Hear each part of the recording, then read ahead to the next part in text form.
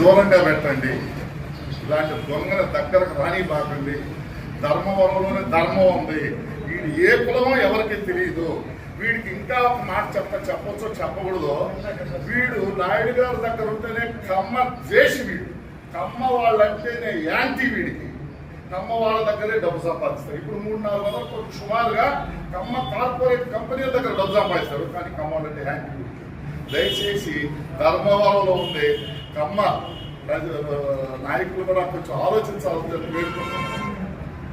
నేను ఒక అబద్ధం చెప్పనని నాకు అవసరం లేదు.